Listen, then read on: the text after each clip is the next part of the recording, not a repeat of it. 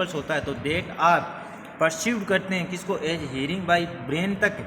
फिर क्या करते हैं जो auditory receptors are dendrites of efferent nerve.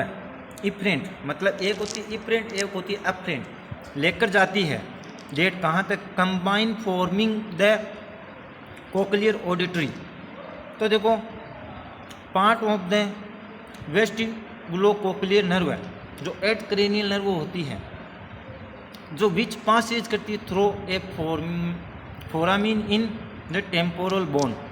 तो bone to each reach the hearing area in the temporal bone of the cerebrum. अब देखो इसमें क्या बताया गया कि जो ऑर्गन है सेंसरी वो क्या करते हैं रिस्पॉन्स करते हैं किसके वाइब्रेशन इनिशिएटिंग, यानी शुरुआत में जो नर्व इम्पल्स होती है उसको परसीव करके हियरिंग ब्रेन तक लेकर जाते हैं। जो ऑडिटरी रिसेप्टर होते हैं वो डेंड्रोइड के थ्रू इफरेंट जाते हैं नर्व डेट कंबाइन फॉर्मिंग करते हैं cochlear part of the vestibular cochlear nerve. तो जो 8 cranial nerve part of the vestibulo cochlear nerve जो क्या होता है which pass through a foramen in temporal bone. तो जो reach hearing area in the temporal lobe of the cerebrum तक लेकर जाता है। अब अपन स्टार्ट करते हैं फिजियोलॉजी ऑफ द हियरिंग, यानी जो फिजियोलॉजी कैसी है हियरिंग की वो अपन स्टार्ट करते हैं। तो देखो सबसे पहले अपन क्या करेंगे फिजियोलॉजी कि एवरी साउंड वो क्या करता है प्रोड्यूस साउंड वेव करता है और वाइब्रेशन इन द एयर तो which travel at the about 332 metres per second. तो देखो the auricle because of its shape वो कलेक्ट करता है इसको और कॉन्ट्रैक्ट्स करता है। फिर क्या होता है तो जो वेव है वो direct from along the external acoustic meatus और causing the tympanic membrane to vibrate tympanic membrane. तो vibration are transmitted and amplified through the middle ear by the movement of the ossicles। तो eight there जो medial ends the foot plate of the steps rocks to and fro in the oval window setting up fluid wave in the perilimb of the scala। तो vestibuli sum of the forceps of the wave or transmitted along the length of the scala vestibule and the scala tympani। अब देखो इसमें क्या बताया गया, इसमें बताया गया कि जो एवरी साउंड है वो प्रोड्यूस करता है वेव को वाइब्रेशन को एयर के अंदर तो 332 मीटर्स पर सेकेंड ये होता है। अब क्या बताया गया इसमें कि जो एरुला बिकॉज ठीक है ऑफ शेप तो कलेक्ट करता है किसको कंसंट्रेट्स द वेव को डायरेक्ट किसके अंदर them along the external acoustic meatus के अंदर। तो कोजिंग करता है किसको टेम्पेनिक मेम्ब्रेन टू वाइब्रेट करता है किसको टेम्पेनिक मेम्ब्रेन को। अब जो टेम्पेनिक मेम्ब्रेन आ रहा है वो ट्रांसमिटेड करती है किसको एम्पलीफाइड होता है उसकी तरह इसके पास मिडिल ईयर। तो अब वहाँ पर मूवमेंट होगा ओसिकल्स तो एट देयर जो मिडिल एंड्स है वो फुट प्लेट होगा तो steps rocks and fro in Oval window के अंदर। तो सिटिंग अप फ्लूइड्स वेव होगा तो पेरिलिम क्या करेगा of the scala vestibuli some of force create करेगा वेव के अंदर और ट्रांसमिटेड करेगा along the length of the scala. इसके बाद में and the scala tympani but most of the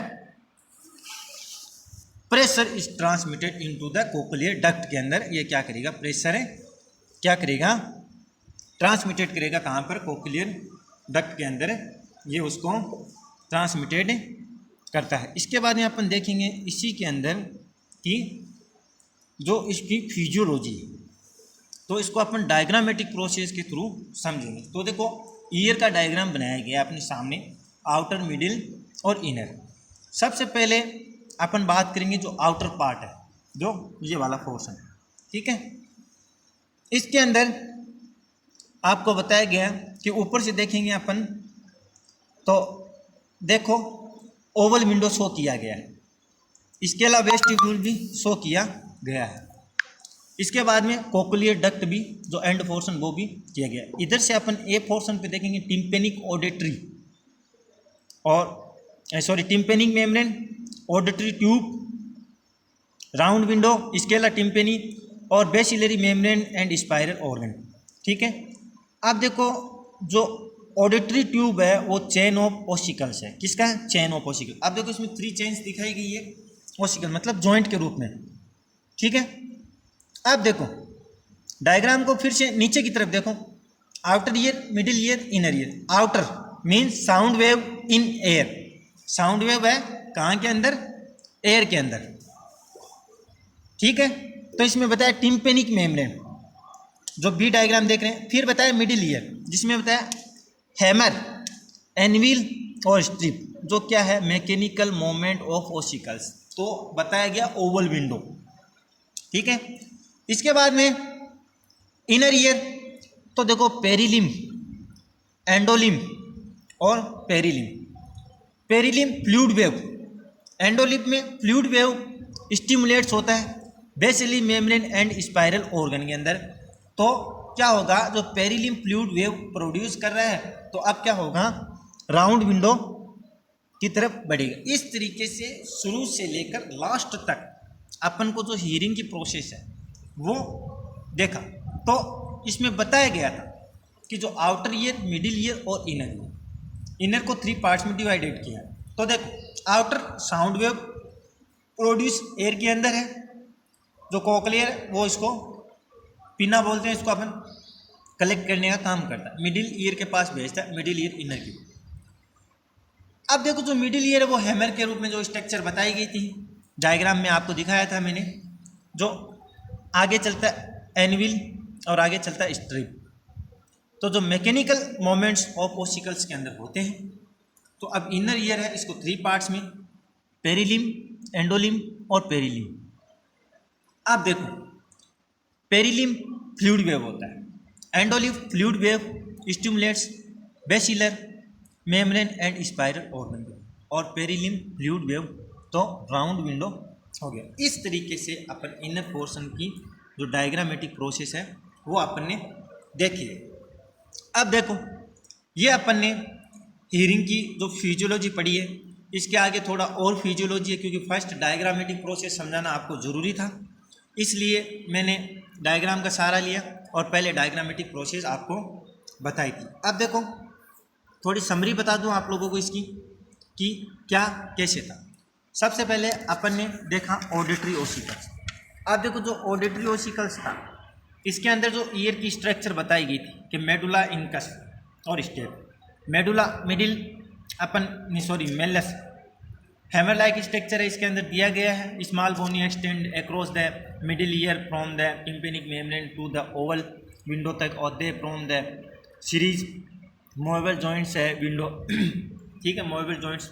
ठीक है, अब वो हैमर इसके ऊपर क्या रहता है? कनेक्टेड रहता है इनकस से। अब इनकस को अपन कॉनकेव शेप में भी मान सकते हैं, या फिर इसको अपन ये भी बोल सकते हैं कि भी जो बता दिया इसमें कि भी जो एनविल शेप होता है, एनविल जो अपन कॉनकेव देखते हैं ना, कुंपी आकार का जो ऊपर का होता है ना, ऊपर का पोर्शन, नीचे वाला छोड़ो ऊपर वाला, तो उसको अपन क्या होता है? एनविल शेप, वैसा होता है इनकस। इसके बाद में अपन ने देखा था स्टेप्स के क्या बताया गया, जो मिडिल स्ट्रिप शेप्ड होता है और बोन है। इसके जो हेड है वो आर्टिकुलेट विद किसके साथ में? इनकस के साथ में जुड़ा हुआ रहता है। फिर अपन ने देखा इनर ईयर, जो इनर ईयर में क्या बताया गया भी, जो इनर है वो इनर तो लिब्रेंथ है, इसके अंदर वो contain organ hearing and the balance, it's describe in 2 parts के अंदर, जो बोनी लेब्रेंथ एंड मेम्ब्रेनस लेब्रेंथ। अब देखो बोनी लेब्रेंथ क्या है?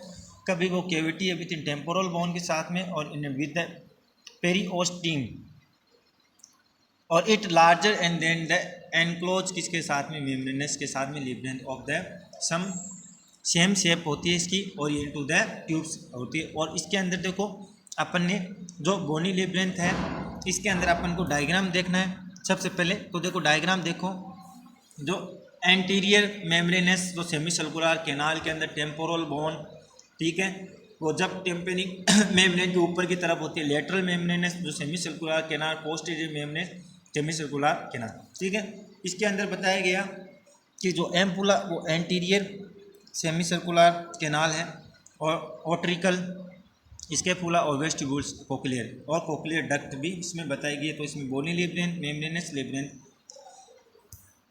इसके जस्ट नीचे एक डायग्राम और बताया, जो ओवल विंडो बार बार अपन डिस्कस कर रहे थे, वो देखो क्या बताया गया इसमें कि वेस्टिबुलो कोक्लियर नर्व है, कोक्लियर पार्ट होता है, स्कैपुला, टिम्पेनिक, पेरिलिम्स, बेसिलर, मेम्ब्रेनस होता है।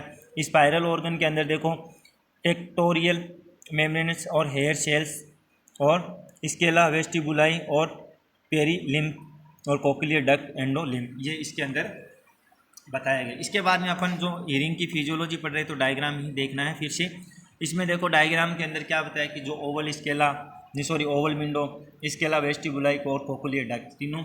फिर इसमें नीचे चलते हैं तो टिम्पेनिक मेम्ब्रेन, ऑडिटरी ट्यूब जो चेन ऑफ ओसिकल्स की होती है, राउंड विंडो होता है, स्केला, टिम्पेनी होती है और bacillary membranes and spiral organ होता है।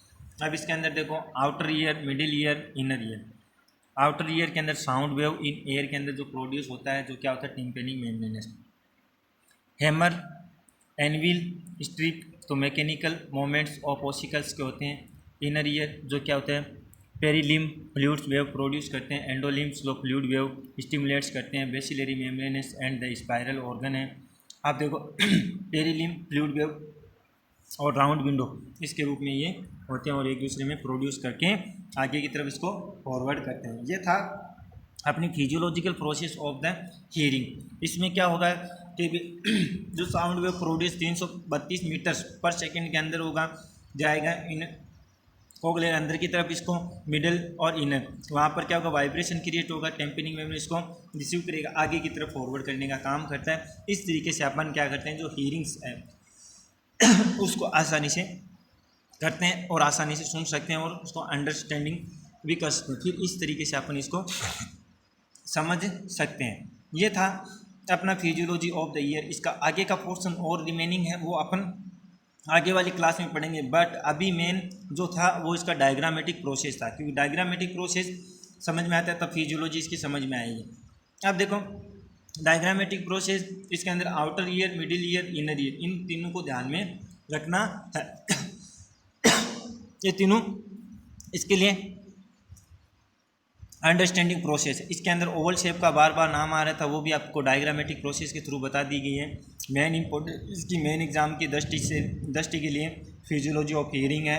इसका दोनों डायग्राम्स वेरी इंपॉर्टेंट, और इसकी जो थ्योरी है, थ्योरी में इतना कुछ नहीं है, बस आर्टिकुलेट शेप और कलेक्ट वेव, जो डायरेक्शन अलोंग विद एक्सटर्नल आर्टिकुलर्स, ये सब चीज़ें अपन को ध्यान में रखना। टिम्पेनिक मेम्ब्रेन पे कैसे आता है, कैसे वाइब्रेशन क्रिएट होता है, किस तरीके से नर्व इंपल्स है उसको ब्रेन तक ट्रांसमिटेट करती है इस वेव को, और किस तरीके से जो हेयर है और जो फाइबर्स है वो किस तरीके से स्टिकी मटेरियल को सेक्रेट करता है, और फिर आगे जाके सेक्रेट होने के बाद में किस तरीके से जो अनवांटेड जो वेस्ट प्रोडक्ट आया है उसको रोकना, फिर उसके ऊपर आउटवर्ड फोर्स क्रिएट करना, और जो वैक्स का फॉर्मेशन हुआ वो कैसे आउटवर्ड की तरफ आता है धीरे धीरे। इस चीज़ों को अपन को इसमें ध्यान में रखते हुए चलना है, और ऐसे अपन इसको पढ़ेंगे कि ये चीज़ें इनमें पूरी देखनी हो। इस तरीके से अपन क्या कर सकते हैं कि इस फिजियोलॉजी ऑफ ईयर ये समझ सकते हैं हियरिंग की, और इजी वे में इसको सुन सकते भी हैं।